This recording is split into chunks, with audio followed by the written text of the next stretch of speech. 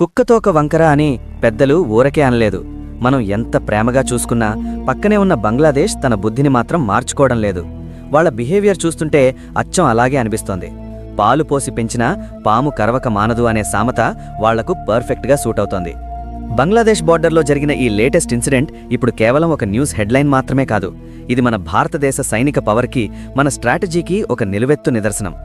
ఇన్నాళ్లు సైలెంట్గా ఉన్న మన దేశం ఒక్కసారిగా తన విశ్వరూపాన్ని చూపిస్తే ఎలా ఉంటుందో ప్రపంచానికి అర్థమయ్యేలా చెప్పింది. ఈ టైంలో బయటకొచ్చిన ఒక బిగ్గెస్ట్ బ్రేకింగ్ న్యూస్ బంగ్లాదేశ్ ఆర్మీని వణికించడమే కాకుండా ఢాకాలోని గవర్నమెంట్ కారిడార్లలో కూడా ఓ రేంజ్లో ప్రకంపనలు సృష్టిస్తోంది. అదేంటో తెలుసుకోబోయే ముందు మీరు మా ఛానల్ సబ్స్క్రైబ్ చేసుకోకపోతే వెంటనే సబ్స్క్రైబ్ చేసుకోండి. కామెంట్ సెక్షన్లో జై హింద్ అని రాయడం మర్చిపోకండి. మన వాళ్ళు ఎన్ని వార్నింగ్స్ ఇచ్చినా పెడచెవిన పెట్టి మన చికెన్ నెక్ లాంటి మోస్ట్ సెన్సిటివ్ ఏరియాలో పదే పదే కవ్వింపు చర్యలకు పాల్పడిన బంగ్లాదేశ్కు ఇప్పుడు భారత్ నుండి ఊహించని రేంజ్లో ఎప్పటికీ మర్చిపోలేని రిటర్న్ గిఫ్ట్ లభించింది. నిజం చెప్పాలంటే ఇలా జరుగుతుందని ఎవ్వరూ ఎక్స్పెక్ట్ చేయలేదు. మన ఇంటెలిజెన్స్ సోర్సెస్ ప్రకారం చికెన్ నెక్కు ఆనుకొని ఉన్న బంగ్లాదేశ్ ఏరియాల్లోని చాలా ఇంపార్టెంట్ లొకేషన్ల మీద మన వాళ్ళు ఒకేసారి భారీ మిలిటరీ యాక్షన్ని స్టార్ట్ చేశారు. ఇది ఏదో నామ్కే వాస్తే చేసిన లిమిటెడ్ ఆపరేషన్ కాదు, లేదా కేవలం వార్నింగ్ ఇచ్చి వదిలేసింది, అంతకన్నా కాదు. దీన్ని ఇప్పటివరకు భారతదేశం తీసుకున్న అత్యంత డేరింగ్ అండ్ డైనమిక్ స్టెప్ అని చెప్పుకోవచ్చు.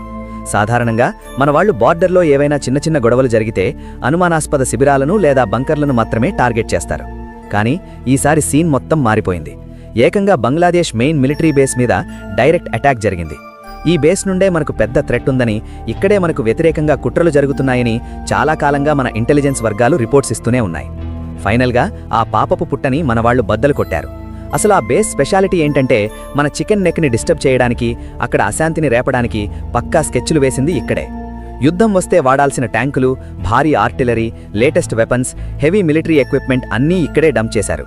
ఈ మొత్తం వ్యవహారం మనకు ముందే తెలుసు కాబట్టి చికెన్ నెక్ని టచ్ చేయడానికి ట్రై చేస్తే రిజల్ట్ చాలా భయంకరంగా ఉంటుందని మన వాళ్ళు ఆల్రెడీ క్లియర్గా వార్నింగ్ ఇచ్చారు. చెబితే వినకపోతే చేసి చూపించాలి అన్నట్టు వాళ్ళు వినలేదు. అందుకే ఇప్పుడు జరగాల్సింది జరిగింది. ఈ దెబ్బతో బంగ్లాదేశ్ ఆర్మీ డిఫెన్స్లో పడిపోయింది. వాళ్ల పరిస్థితి చూస్తుంటే వెనక్కి తగ్గినట్టే కనిపిస్తోంది. చాలా మిలిటరీ క్యాంపులను రాత్రికి రాత్రే ఖాళీ చేయించారు. చాలామంది సోల్జర్స్ భయంతో తమ పోస్టుల నుండి జంప్ అయ్యారు. మరికొందరు చేసేది లేక చేతులెత్తేసి లొంగిపోయారు. బయటకు వస్తున్న ఫోటోలు, వీడియోలు చూస్తుంటే ఇది ఏదో సింబాలిక్ అటాక్ కాదని, పక్కా ప్లానింగ్తో, ఫుల్ క్లారిటీతో నిర్వహించిన భారీ ఆపరేషన్ అని క్లియర్గా అర్థమవుతోంది. ఇక్కడ మైండ్ బ్లోయింగ్ విషయం ఏంటంటే, ఈ ఆపరేషన్లో మన వాళ్ళు ఏకంగా 250కి పైగా లేటెస్ట్ ట్యాంకులను రంగంలోకి దించారు. బార్డర్ మొత్తాన్ని ఎక్కడికక్కడ సీల్ చేసేశారు. చీమ చిటుక్కుమన్నా తెలిసేలా పహారా కాస్తున్నారు. దీన్ని బట్టి ఈసారి ఎలాంటి రాంగ్ మెసేజ్ వెళ్లకూడదని, మ్యాటర్ చాలా సీరియస్ అని భారత్ డిసైడ్ అయినట్లు క్లియర్గా తెలుస్తోంది. ఈ సడన్ యాక్షన్తో బంగ్లాదేశ్లో ఫుల్ టెన్షన్ మొదలైంది. రాజధానిలో అర్ధరాత్రి ఎమర్జెన్సీ మీటింగ్లు జరుగుతున్నాయి. ఆర్మీకి, గవర్నమెంట్కి కోఆర్డినేషన్ కోసం నానా తంటాలు పడుతున్నారు. సిచ్యువేషన్ ఎంత వర్స్ట్గా ఉందంటే అక్కడి టాప్ లెవెల్ ఆఫీసర్లలో కూడా ఆందోళన స్పష్టంగా ఫేస్లో కనిపిస్తోంది. మన వాళ్ళు డిస్ట్రాయ్ చేసిన ఆ మిలిటరీ బేస్ ఏదో చిన్న గోడౌన్ కాదు, అది 100 ఎకరాల్లో విస్తరించి ఉన్న ఒక పెద్ద మిలిటరీ కాంప్లెక్స్. అక్కడ ట్యాంకులు, ఫిరంగులు, మందుగుండు సామాగ్రి, మోడర్న్ వెపన్స్ భారీగా స్టోర్ చేసి ఉంచారు. ఇంకా చెప్పాలంటే ఈ మధ్యకాలంలో అక్కడ యాక్టివిటీస్ విపరీతంగా పెరిగాయి. మన నిఘా సంస్థలు దేగ కళ్లతో దీన్ని మానిటర్ చేస్తూ వాళ్ల ప్రతి మూవ్మెంట్ని రికార్డ్ చేస్తున్నాయి. ఈ బేస్ లొకేషన్ చాలా స్ట్రాటజిక్. ఇది మన చికెన్ నెక్కు చాలా డేంజరస్ డిస్టెన్స్లో ఉంది. అందుకే భారత్ దీన్ని ఒక రెడ్ లైన్గా భావించి డైరెక్ట్ టార్గెట్ చేసింది. కేవలం బేస్ మాత్రమే కాదు, ఈ బేస్ నుండి సరుకులు, ఇన్ఫర్మేషన్ అందుకుంటున్న అన్ని చెక్ పోస్టులను కూడా మన వాళ్ళు లేపేశారు. ఇప్పుడు మీకొక డౌట్ రావచ్చు, భారత్ ఎందుకింత కఠినమైన డెసిషన్ తీసుకుంది? అసలు ఇంత అగ్రెసివ్ బిహేవియర్ ఎందుకు? ఆన్సర్ చాలా సింపుల్. అతిగా చేస్తే ఎవరికైనా చిరాకు వస్తుంది. పదే పదే రెచ్చగొట్టే చర్యలు, వార్నింగ్స్ లైట్ తీసుకోవడం, బార్డర్ ఏరియాల్లో ఓవర్ యాక్షన్ చేయడం, ఇవన్నీ చూసి భారత్కు అర్థమైంది ఒక్కటే: ఇప్పుడు గనక స్ట్రాంగ్ యాక్షన్ తీసుకోకపోతే పరిస్థితి చేయి దాటిపోతుంది. అందుకే మన వాళ్ళు డిఫెన్స్ మోడ్ నుండి అటాకింగ్ మోడ్లోకి స్విచ్ అయ్యారు. కొడితే దిమ్మ తిరిగిపోవాలి అన్నట్టుగా ఒక స్ట్రాంగ్ మెసేజ్ ఇచ్చారు. ఈ మొత్తం ఎపిసోడ్ ఎఫెక్ట్ కేవలం బంగ్లాదేశ్కే పరిమితం కాలేదు. ఇది ఆ రీజియన్ మొత్తంలో టెన్షన్ పెంచింది. పక్కనే ఉన్న దేశాల నుండి ప్రపంచంలోని పెద్ద పెద్ద దేశాల వరకు అందరూ ఈ డెవలప్మెంట్ని చాలా ఆసక్తిగా గమనిస్తున్నారు. భారత్ అంటే కేవలం శాంతి వచనాలు చెబుతుంది, వార్నింగ్స్ ఇచ్చి వదిలేస్తుంది అని నమ్మిన వాళ్లందరికీ ఇప్పుడు ఫ్యూజులు ఎగిరిపోయాయి. భారత్ అవసరమైతే డైరెక్ట్ యాక్షన్ తీసుకోవడానికి వెనుకాడదు అనే క్లియర్ కట్ మెసేజ్ వాళ్లకు చేరింది. ఈ ఆపరేషన్ తర్వాత భారత్ తన బార్డర్ సెక్యూరిటీని మరింత టైట్ చేసింది. అదనపు కలగాలను దింపింది. ఎయిర్ బేస్లను హై అలర్ట్లో ఉంచింది. సింపుల్గా చెప్పాలంటే ఎవరైనా తోకజాడితే నెక్స్ట్ లెవెల్ రెస్పాన్స్ ఉంటుందని, ప్రతీకారానికి ట్రై చేస్తే అంతకుమించి ఉంటుందని భారత్ కన్ఫర్మ్ చేసింది. ఇంతలో మరో ఇంట్రెస్టింగ్ మ్యాటర్ బయటకొస్తోంది. మన ఇంటెలిజెన్స్ సోర్సెస్ ప్రకారం ఆ మిలిటరీ బేస్లో కేవలం సైనిక కార్యకలాపాలే కాకుండా వేరే అనుమానాస్పద పనులు కూడా జరుగుతున్నాయట. అక్కడ జరుగుతున్న పనులు మన నేషనల్ సెక్యూరిటీకి ఏమాత్రం మంచిది కాదు. ఈ ఇన్ఫర్మేషన్ వల్లే భారత్ ఇంత కఠినమైన స్టాండ్ తీసుకోవాల్సి వచ్చింది. మన భద్రత, మన బార్డర్స్, మన సిటిజన్స్ విషయంలో కాంప్రమైజ్ అయ్యే ప్రసక్తే లేదని భారత్ తేల్చి చెప్పింది. రాబోయే 24 నుండి 48 గంటలు చాలా క్రూషియల్. సిచ్యువేషన్ కంట్రోల్లోకి రాకపోతే మన యాక్షన్ డోస్ మరింత పెరిగే ఛాన్స్ ఉంది. ఇది కేవలం ఆపరేషన్ మాత్రమే కాదు, చికెన్ నెక్ లాంటి సెన్సిటివ్ ఇష్యూపై నో కాంప్రమైజ్ అనే స్టేట్మెంట్. బంగ్లాదేశ్ రాజధానిలో ఇప్పుడు సీన్ చూస్తే హై లెవెల్ మీటింగ్స్ మీద మీటింగ్లు జరుగుతున్నాయి. డ్యామేజ్ కంట్రోల్ ఎలా చేయాలో తెలియక తలలు పట్టుకుంటున్నారు. నిర్ణయాలు తీసుకోవడంలో తొందరపాటు, భయం స్పష్టంగా కనిపిస్తోంది. ఎందుకంటే మన వాళ్లు డిస్ట్రాయ్ చేసిన ఆ మిలిటరీ బేస్ వాళ్లకు ఒక వ్యూహాత్మక కేంద్రం. బార్డర్ చెక్ పోస్టులకు సప్లైస్, ఆర్డర్స్, సపోర్ట్ అన్నీ అక్కడ నుండే వెళ్లాయి. ఇప్పుడు ఆ మెయిన్ హబ్ పోయింది కాబట్టి బంగ్లాదేశ్ మొత్తం సెక్యూరిటీ సిస్టమ్ షేక్ అవుతున్నట్లు కనిపిస్తోంది. ఈ మొత్తం సంఘటన అంతర్జాతీయంగా కూడా హాట్ టాపిక్ అయింది. నిన్నటిదాకా బంగ్లాదేశ్ టేబుల్ అనుకున్న దేశాలు ఇప్పుడు షాక్ అవుతున్నాయి. ముఖ్యంగా పాకిస్తాన్ రియాక్షన్ చూస్తే నవ్వొస్తోంది. ఇంటి దంగను ఈశ్వరుడైనా పట్టలేడు అన్నట్టు వాళ్ల పరిస్థితి ఉంది. భారత్ చర్య తర్వాత పాకిస్తాన్లో స్టేట్మెంట్స్ హీట్ ఎక్కాయి. ఎందుకంటే ఈ దెబ్బ బంగ్లాదేశ్కు తగిలిన నొప్పి పాకిస్తాన్కి, దాని ఫ్రెండ్స్కి తెలిసింది. ఈ యాక్షన్ కేవలం ఒక దేశానికి వ్యతిరేకంగా కాదు, తెర వెనుక జరుగుతున్న కుట్రలకు వ్యతిరేకంగా జరిగిన సర్జికల్ స్ట్రైక్ లాంటిది. ఇక చైనా గురించి చెప్పాలంటే వాళ్లు బయటకు చెప్పలేక లోలోపల మదన పడుతున్నారు. ఆ బేస్ డెవలప్మెంట్ వెనుక చైనా హస్తం ఉందనేది బహిరంగ రహస్యం. అక్కడ లోకల్ అవసరాల కంటే చైనా స్ట్రాటజిక్ అవసరాల కోసమే పనులు జరుగుతున్నాయని మనకు పక్కా ఇన్ఫర్మేషన్ ఉంది. అందుకే సరైన టైం చూసి మన వాళ్ళు దాన్ని లేపేశారు. అయితే ఇక్కడ మనం గమనించాల్సిన విషయం ఏంటంటే, భారత్ స్ట్రాటజీ సడన్గా పుట్టుకురాలేదు. దీని వెనుక నెలల తరబడి నిఘా, పేషెన్స్ ఉన్నాయి. నిదానమే ప్రధానం అన్నారు పెద్దలు, కానీ ఆలస్యం అమృతం విషమని కూడా అన్నారు. అందుకే టైం చూసి దెబ్బగొట్టారు. వైమానిక స్థావరాలను యాక్టివేట్ చేయడం, స్పెషల్ ఫోర్సెస్ని రెడీ చేయడం, మాక్ డ్రిల్స్ చేయడం, ఇవన్నీ ఒక ప్లాన్ ప్రకారం జరిగాయి. ఇక ఈ సీరియస్ మ్యాటర్ పక్కన పెడితే ఒక సూపర్ గుడ్ న్యూస్ గురించి మాట్లాడుకుందాం.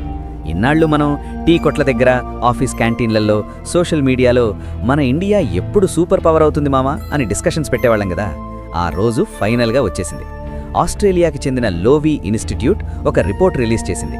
ఇది చూసి అమెరికా, చైనా కూడా షాక్ అయ్యాయి. పెంటగన్ నుండి బీజింగ్ వరకు అందరికీ ఫ్యూజ్లు ఎగిరిపోయాయి. ఇన్నాళ్లు భారత్ని కేవలం ఒక పెద్ద మార్కెట్గా, లేబర్ ఫోర్స్గా, ఓటు బ్యాంకుగా చూసిన దేశాలకు ఈ రిపోర్టు నిద్ర లేకుండా చేస్తోంది. ఎందుకంటే ఆసియా పవర్ ఇండెక్స్ 2025లో భారత్ స్కోరు రాకెట్లాగా దూసుకెళ్లింది. ఇక్కడ హైలైట్ ఏంటంటే, మనం టెక్నాలజీకి, డిసిప్లిన్కి బ్రాండ్ అంబాసిడర్ అయిన జపాన్ని వెనక్కి నెట్టేసి ఆసియాలో 3వ అతిపెద్ద పవర్గా అవతరించాం. ఒక్క మాటలో చెప్పాలంటే జపాన్ మనకి దారిచ్చి పక్కకు తప్పుకుంది. ఇన్నాళ్లు మనం మిడిల్ పవర్ అనే కేటగిరీలో ఉండేవాళ్ళం. అంటే పర్లేదు, బాగానే ఆడుతున్నారు అన్నట్టు. కానీ ఇప్పుడు మనం మేజర్ పవర్ లిస్టులోకి ఎంట్రీ ఇచ్చాం. అంటే అమెరికా, చైనా తర్వాత ఇక మనమే అన్నమాట. మేజర్ పవర్ అనిపించుకోవాలంటే ఈ ఇండెక్స్లో 40 పాయింట్లు రావాలి. మనం ఆ మ్యాజిక్ ఫిగర్ని టచ్ చేశాం. జపాన్ స్కోరు 38.8కి పడిపోతే మనం 40తో కింగ్లా కూర్చున్నాం. ఇది మామూలు విషయం కాదు. మనల్ని చైనాతో పోల్చలేం, మనం పోటీ పడలేమని వెటకారం చేసిన వాళ్ళందరికీ ఇది గట్టి చెప్పుదెబ్బ. అసలు ఒక్క ఏడాదిలో ఇంత డ్రాస్టిక్ చేంజ్ ఎలా వచ్చిందంటే, దానికి మెయిన్ రీజన్ మన మిలిటరీ పవర్, ఎకనామిక్ గ్రోత్. ముఖ్యంగా మే 2025లో జరిగిన ఆపరేషన్ సింధూర్ మన తలరాతను మార్చేసింది.